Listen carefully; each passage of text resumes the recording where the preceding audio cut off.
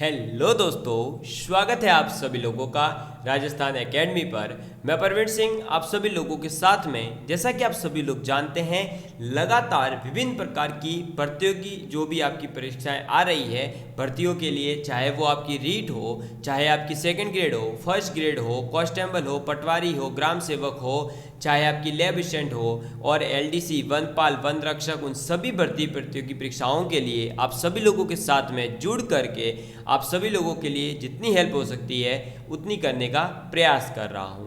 अब उसी सीरीज के अंतर्गत हम बात कर रहे थे एलडीसी एग्जाम के लिए जो सामान्य विज्ञान का सिलेबस दे रखा है उसके ऊपर, और मैंने आपको ये भी बताया था कि ये क्लास न केवल एलडीसी के लिए बल्कि ये क्लास एलडीसी, ग्राम सेवक, पटवारी, कांस्टेबल, वनपाल, वन रक्षक, आरएएस सभी एग्जाम में जहाँ भी जनरल साइंस आती है, सामान्य विज्ञान आती है, वहाँ सब जगह आपके ये क्लास काम आने वाली है। क्योंकि मैं कंप्लीट एक टॉपिक को कंप्लीट करवा रहा हूँ। ऐसा नहीं है कि केवल और केवल किसी पर्टिकुलर वैकेंसी के लिए आप सभी लोगों को पढ़ा रहा हूँ। समझ में आई बात? क्लियर है? तो आप सभी लोग ये क्लास ज़्यादा से ज़्यादा सभी स्टूडेंट्स तक पहुँचाने का प्रयास करिएगा। आज तक हमने जो है लास्ट लेक्चर में ये पढ़ लिया था कि जो कुछ टर्मिनोलॉजीज होती है, शब्दावलियाँ कुछ होती है जो जेनेटिक्स से संबंधित हो, यानी आनुवंशिकता से संबंधित महत्वपूर्ण शब्दावलियों की बात करी थी, जिसके अंतर्गत मैंने आपको विभिन्न प्रकार के शब्दों के बारे में बताया था। ठीक है, और उन शब्दों से आप अभी अगर रीट 2021 का पेपर किसी ने दिया हो अपने परिचित में, तो उनसे एक क्वेश्चन आया है उनके कि एक गुण सूत्र होता है, वो विशेष किसी पर्टिकुलर गुण वाले की स्थिति पर जाकर के जुड़ जाता है। ऐसे गुण सूत्र को क्या कहा जाता है, और ये मैंने आपको करवाया है। तो आप लोग इसका आंसर कमेंट करके बताएंगे कि ऐसा गुण सूत्र कौन सा होता है। ठीक है, आज हम पढ़ने वाले हैं मेंडल के आनुवंशिकता के नियम, यानी मेंडल्स लॉ ऑफ इनहेरिटेंस। आनुवंशिकता के जो मेंडल के द्वारा कुछ नियम दिए गए हैं उनकी बात करने वाले हैं। ठीक है, सबसे पहले मैं आपको बता दूं कि ये जो मेंडल के आनुवंशिकता के नियम है, अब ये कोई मेंडल नाम का ही सिर्फ व्यक्ति नहीं है, इनका पूरा नाम है ग्रेगर जॉन मेंडल। क्या नाम है? Gregor John Mendel. इनका जन्म 1822 में हुआ, 1884 तक ये अपने जीवित रहते हैं। ये ऑस्ट्रिया देश के अंदर एक ब्रून नामक स्थान है, वहाँ रहा करते थे। और इस ब्रून के अंदर ही दोस्तों जो आपके मठ होता है, ईसाइयों के जो मठ थे, उसमें ये पादरी का काम करते थे। ठीक है, लेकिन कहते हैं ना कि कुछ इंसान जो होते हैं उनको इंटरेस्ट होता है पढ़ने में, या वो केवल डिग्रियां हासिल नहीं करना जानते, वो कुछ चीज़ों को बहुत ही अच्छे तरीके से समझ सकते हैं। ये बेसिकली मैथमेटिक्स के स्टूडेंट थे, लेकिन फिर भी इन्होंने जो है, अभी आप पढ़ेंगे आगे, तो बायोलॉजी के फील्ड में मैथमेटिक्स का यूज किया, प्रोबेबिलिटी एंड स्टैटिस्टिक्स का, और एक आनुवंशिकता का पूरी की पूरी एक अलग ही स्टडी कर डाली थी। इन्होंने जो मटर के पौधे थे, जो मटर आते हैं दोस्तों आपके मटर, पीनट्स, मटर जो होता है, उसके ऊपर उन्होंने क्या करा था दोस्तों, आपके रिसर्च करी थी। उसके ऊपर विभिन्न प्रकार के इन्होंने प्रयोग करे थे, और उन प्रयोगों से कुछ जो निष्कर्ष निकाले थे, उन निष्कर्ष को, उन रिजल्ट्स को इन्होंने 1866 ईस्वी में, यानी 1866 ईस्वी के अंदर, जहाँ ये ऑस्ट्रिया के ब्रून में रहते थे, वहीं ब्रून में एक लोकल मैगजीन वगैरह चलती थी जिसका नाम था annual proceedings of the natural history society of Brunn. इस मैगजीन के अंदर या इस पत्रिका के अंदर इन्होंने अपने प्रयोगों के निष्कर्ष को प्रकाशित करवाया। लेकिन आज देखिए दोस्तों, आज भी अगर हम कहते हैं कि बायो वालों को मैथ्स आनी चाहिए, तो बहुत से लोग हंसते हैं कि यार बायो वालों के क्या काम है। तो आज ग्रेगर जॉन मेंडल ने कब रिसर्च करी है? 1866 में। उस टाइम पे इन्होंने ये चीज़ जो है प्रकाशित करी है। तो उस टाइम पे सभी लोग इनके ऊपर विश्वास नहीं कर रहे थे। सबको ये लग रहा था कि भाई अब यार बायोलॉजी में मैथमेटिक्स इम्पॉसिबल सा लगता है, तो उसके ऊपर किसी का ध्यान नहीं गया।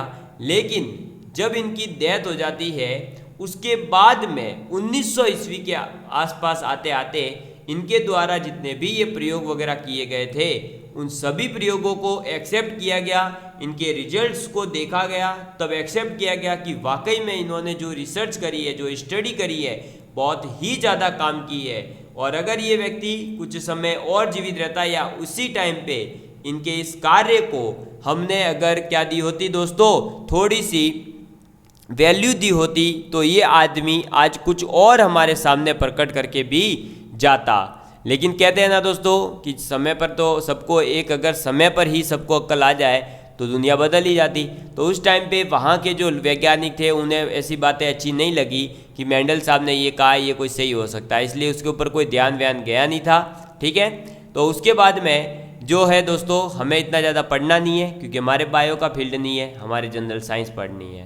तो फिर दोस्तों मेंडल महोदय ने जो ये प्रयोग किया है इसमें इन्होंने 7 जोड़ी गुण जो है उनका चयन किया था। ये आपसे पूछा जा सकता है, तो कितने जोड़ी जो है आपके गुणों का चयन किया गया था? 7 जोड़ी। कितने? 7 जोड़ी गुणों का चयन किया गया था। 1 2 3 4 5 6 7 प्रॉपर्टीज या 7 कैरेक्टरिस्टिक्स लिए गए थे, जिनके बेस पर मेंडल ने मटर के पौधे का ऊपर जो है मटर होता है उसके ऊपर स्टडी करी थी। ठीक है, ये 7 कौन कौन से गुण हैं ये भी आगे आएंगे। प्रत्येक जोड़े का एक गुण प्रयोग के दौरान दूसरे गुण को दबाने की क्षमता रखता है। अब ऐसा कहा गया कि आपके पास में जो ये 7 जोड़े हैं गुणों के, इन 7 जोड़ी गुणों में से प्रत्येक जोड़े में एक गुण का साथ में जब आप प्रयोग करते हैं तो उसमें देखते हैं कि दूसरा जो गुण होता है उसको दबाने की क्षमता होती है। मतलब एक गुण जो होता है वो हमें दिखाई देता है, दूसरा उस पहले वाले गुण के प्रभाव के कारण हमें दिखाई नहीं देता है, वो उसको दबा देता है। क्या कर देता है? प्रेस कर देता है, दबा के रख देता है। दबाने की क्षमता होती है उसके अंदर। ये बात आप भी जानते हैं कि जो ज़्यादा पावरफुल व्यक्ति होता है वो एक गरीब व्यक्ति की आवाज़ को दबा सकता है।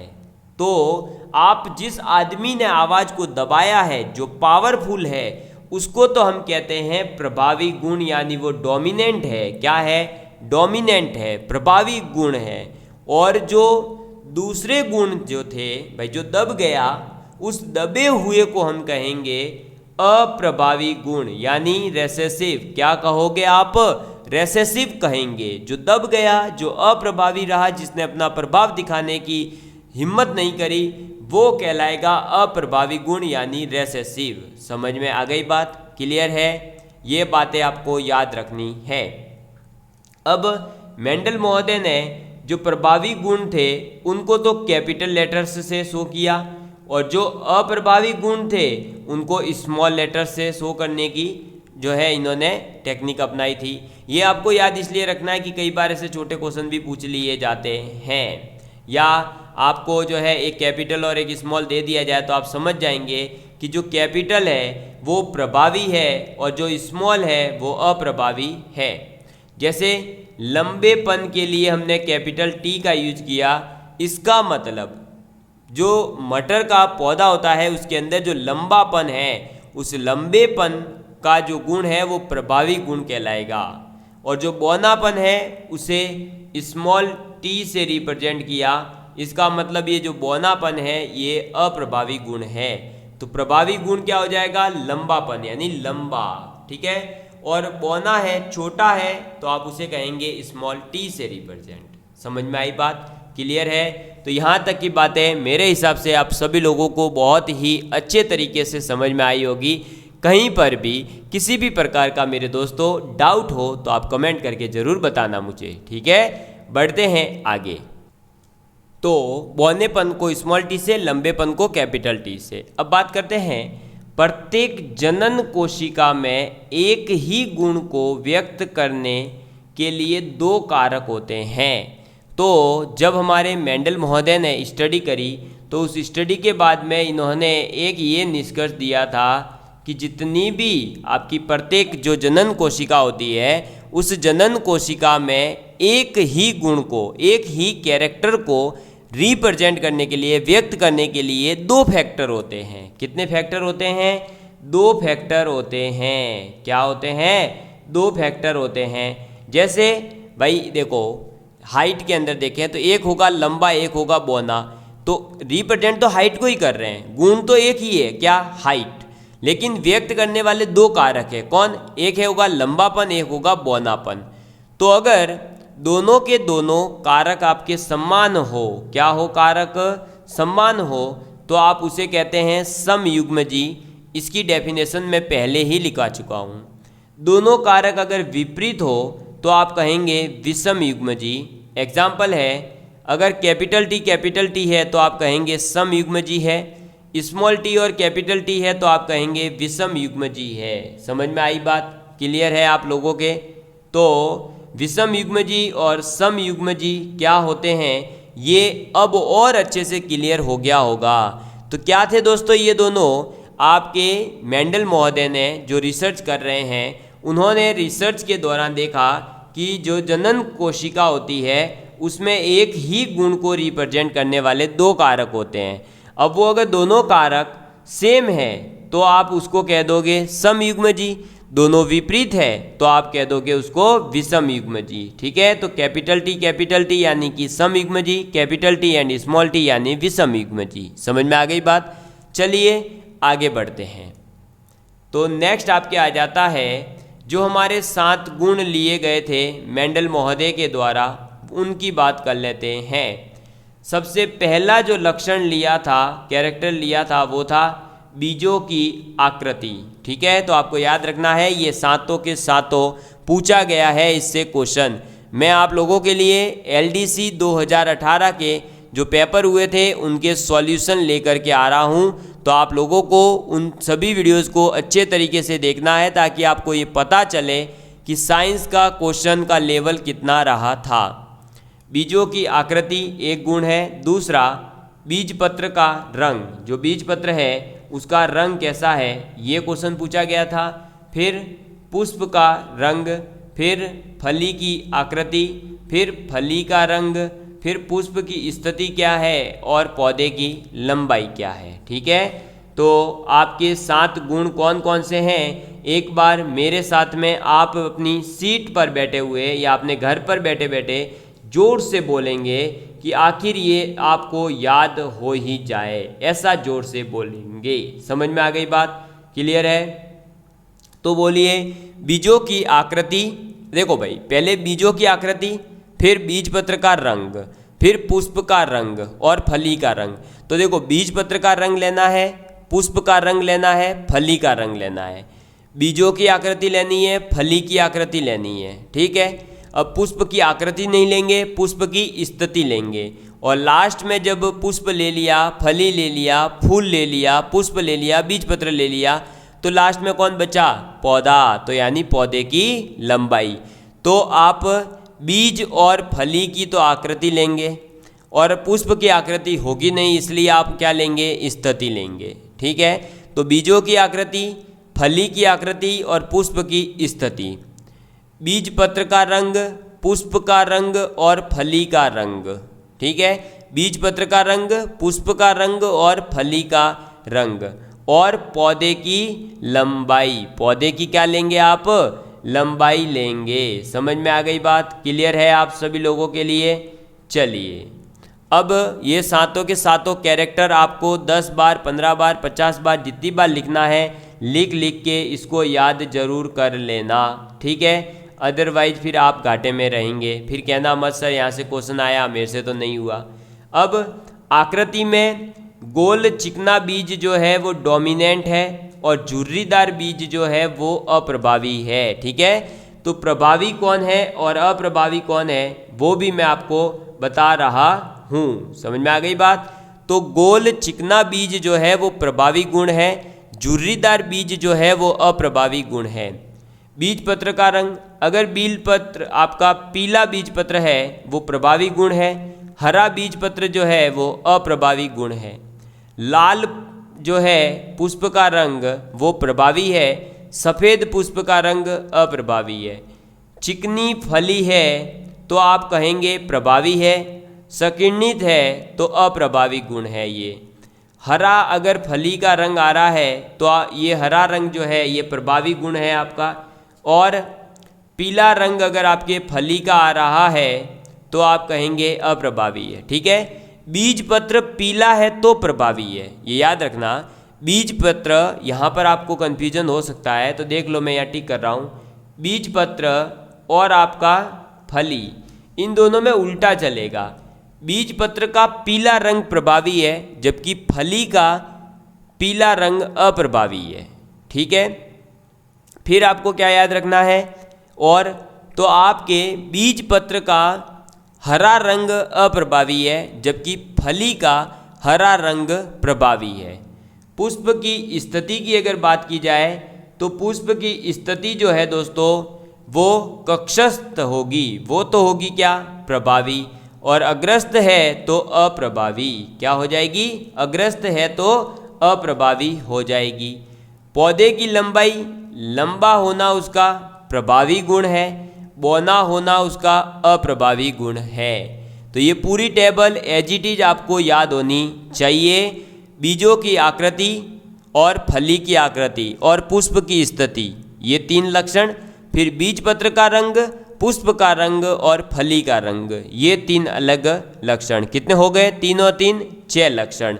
लास्ट में आपका बचा पौधे की लंबाई। ठीक है, तो ये 7 लक्षण ऐसे याद रखना, बीजों की आकृति, फली की आकृति और पुष्प की स्थिति, बीज पत्र का रंग, पुष्प का रंग और फली का रंग और पौधे की लंबाई। क्लियर है, याद हो जाएगा। चलिए फिर बात करते हैं प्रभावी गुणों की।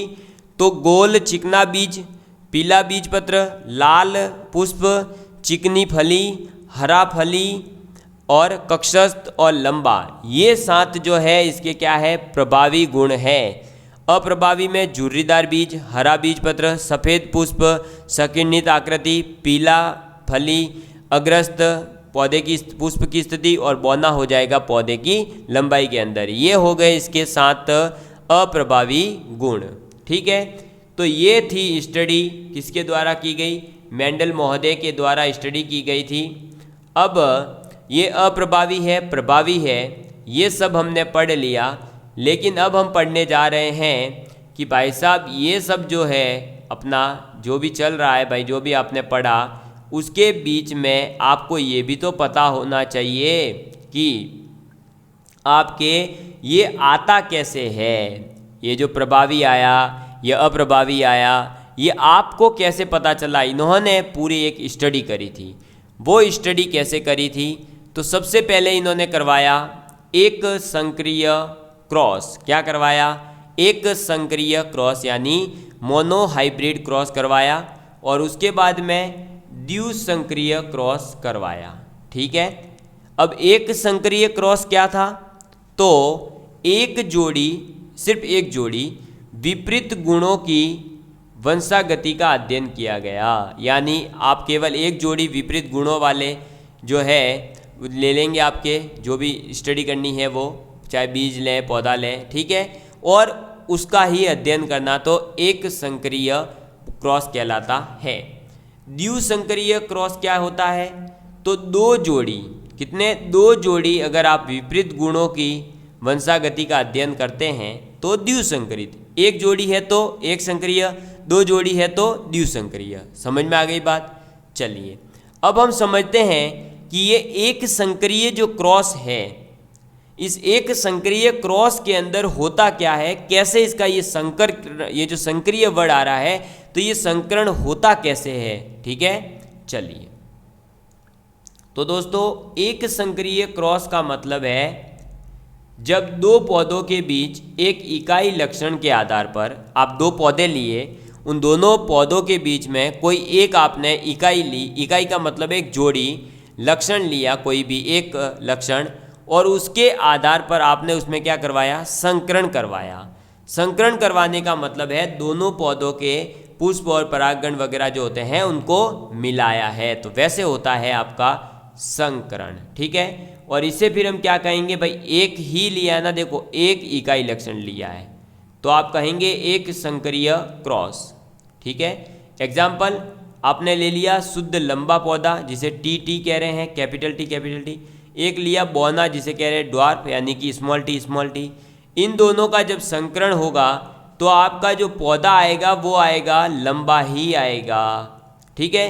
लेकिन ये कैसा लंबा होगा, ये संकरण लंबा होगा, ठीक है, संकरण वाला होगा। क्यों, इसके अंदर लंबा और बौना दोनों के गुण मिक्स होंगे, इसीलिए मैंने लिखा है कैपिटल टी और स्मॉल टी, लेकिन है तो ये लंबा। तो यहाँ से हमें पता चला कि ये जो लंबा गुण है ये कैसे प्रभावी है, पौधे की लंबाई का लंबापन कैसे प्रभावी है। तो वो ऐसे एक संकरीय जब आप क्रॉस करवाते हैं तो आपके सामने इसके परिणाम आ जाते हैं।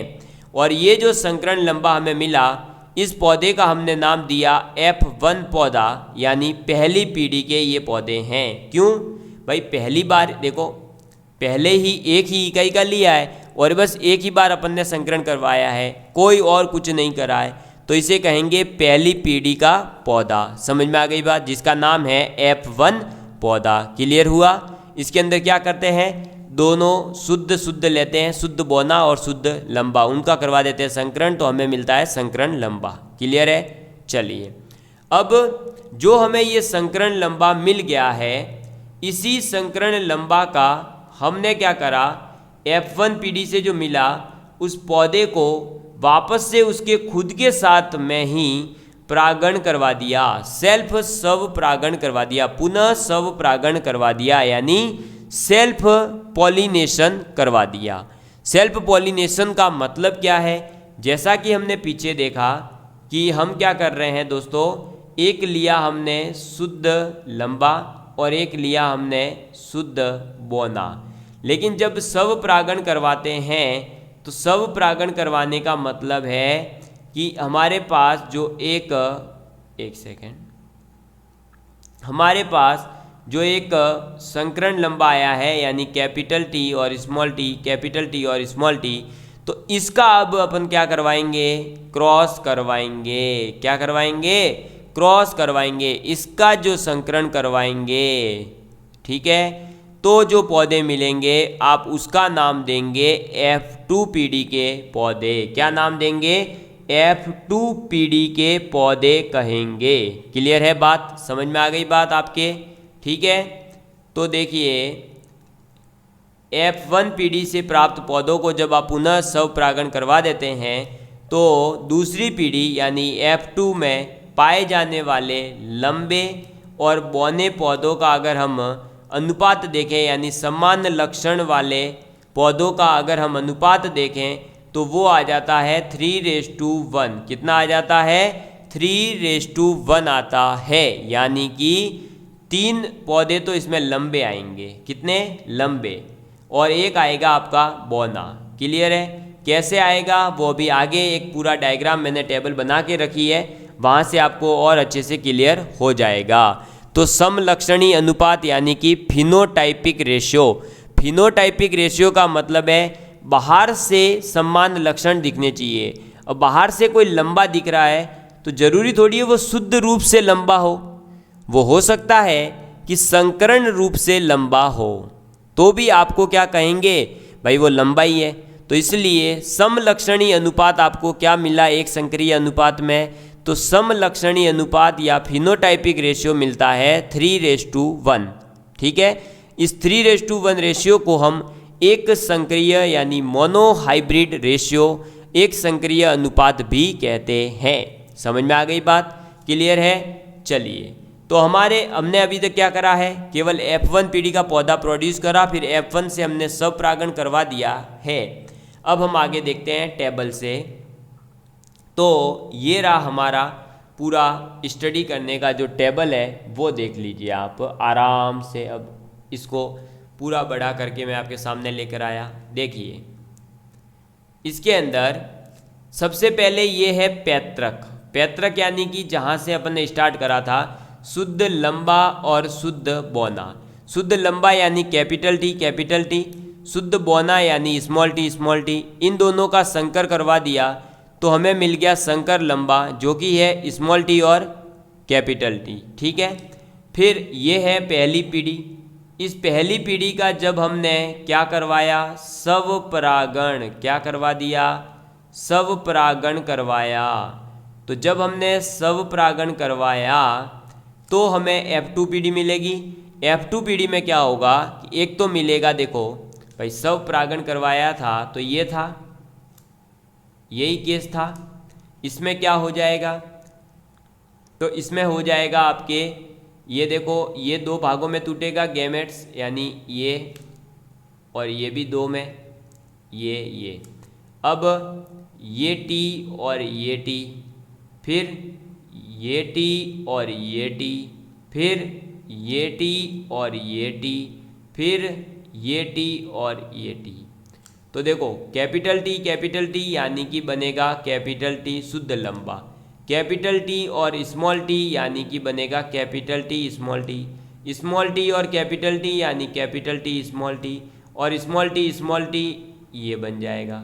ये हो रहा है अपना स्वपरागण इसका, ठीक है, खुद के साथ में ही परागण, खुद के साथ में ही वापस से पॉलिनेशन करवा देना।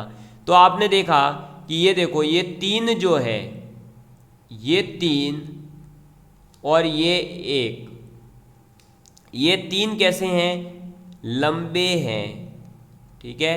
वो एक कैसा है, बौना है। समझ में आई बात। तो यही हमने लिखा, देखो कैपिटल टी शुद्ध लंबा, कैपिटल T स्मॉल t संकर लंबा और शुद्ध बौना। फिर तीसरी पीढ़ी जो है, तो भाई ये जो शुद्ध लंबा है वो तो हमेशा लंबे ही देगा, भाई ये तो कभी छोटा दे ही नहीं सकता। अब संकर लंबा है वो 3 तो लंबे देगा और 1 देगा आपके बौना। ऐसे ही संकर लंबा ये भी 3 लंबे देगा, 1 बौना देगा। कैसे देगा, तो ये यहीं से शुद्ध लंबे से आप वापस संकरण करवा दिया, इसको तोड़ा तो ये बना। अब इसका भी वापस करवाएंगे तो 3 लंबे 1 बौना, 3 लंबे 1 बौना, और शुद्ध बौना जो है वो भी एक मिल जाएगा। समझ में आई बात। तो अगर हम यहाँ ध्यान से देखें तो जीन लेवल पर अगर हम जाकर के देखते हैं तो जीनोटाइपिक जो होकर देखें तो केवल एक ही है जो शुद्ध लंबा है, ये 2 तो कैसे हैं, संकर लंबे हैं। तो ये आपका जीनोटाइपिक जो रेशियो होगा वो होगा 121, ठीक है। तो देखो भाई फिनोटाइपिक रेशियो तो 31 फिक्स है, 31, लेकिन जीनोटाइपिक रेशियो F2 में जो है वो क्या हो जाएगा, 121, जिसमें से 1 होगा आपका शुद्ध लंबा, ठीक है। फिर 2 होंगे एक आपके संकर लंबे और 1 होगा आपका शुद्ध रूप से बौना। समझ में आई बात। तो ये था F2 का आपका जीनोटाइपिक रेशियो। तो ये आपको जीनोटाइपिक रेशियो आपको याद रखना है, फिनोटाइपिक रेशियो आपको याद रखना है, एक संकरीय क्रॉस क्या होता है ये याद रखना है, F1 पीढ़ी से प्राप्त होने वाला संकर लंबे में क्या करवाया गया जिससे हमें F2 पीढ़ी मिली, तो स्वपरागण करवाया गया था, सेल्फ पॉलिनेशन करवाया गया था। मेंडल ने कितने गुणों के ऊपर प्रयोग किया, तो 7 गुणों के ऊपर प्रयोग किया। कौन कौन से 7 गुण हैं, तो पुष्प की आकृति नहीं होती है, पुष्प की स्थिति होगी। बाकी आपका क्या हो जाएगा दोस्तों, पुष्प की जब भाई स्थिति है तो उसके अलावा जो बचे 2 वो हमारे आ जाएंगे काम में। तो कौन कौन से हैं देख लो, ये रहा, वापस से एक बार जल्दी बोलेंगे मेरे साथ में भाई, बीजों की आकृति और फली की आकृति, पुष्प की स्थिति होगी, और बीज पत्र का रंग, पुष्प का रंग और फली का रंग, और पौधे की लंबाई।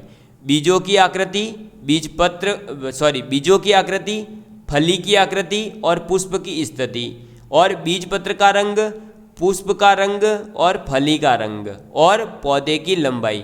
ये 7 आपको याद रखने हैं, क्योंकि कई बार ऐसा क्वेश्चन पूछ लिया जाता है, निम्नलिखित में से कौन सा गुण मेंडल ने अपने उपयोग में नहीं लाया था। तो इन 7 के अलावा कोई और दिखे तो आप बोल देना कि ये काम का नहीं था। प्रभावी गुण 7 कौन कौन से हैं, गोल चिकना बीज, पीला बीज पत्र, लाल चिकनी, हरा कक्षस्थ और लंबा, ये तो है प्रभावी। झुर्रीदार बीज, हरा बीज पत्र, सफ़ेद सकिरणित, पीला अग्रस्त और बौना, ये है अप्रभावी गुण। इसको पूरा टेबल को 10 बार लिखना, लेकिन याद कर लेना, अगली वीडियो के अंदर मैं इससे संबंधित क्वेश्चन भी लेकर के आऊँगा, तो आपकी थोड़ी सी और आंखें खुलेगी कि कैसे हमारे लिए ये टॉपिक एक इम्पॉर्टेंट है और हमें इसके नोट्स बनाना क्यों ज़रूरी है।